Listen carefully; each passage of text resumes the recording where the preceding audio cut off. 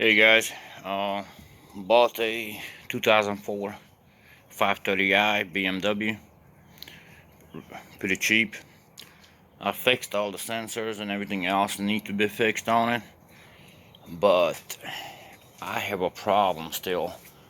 I have some engine noise, so if anybody can help me with this engine noise, that would be greatly appreciated.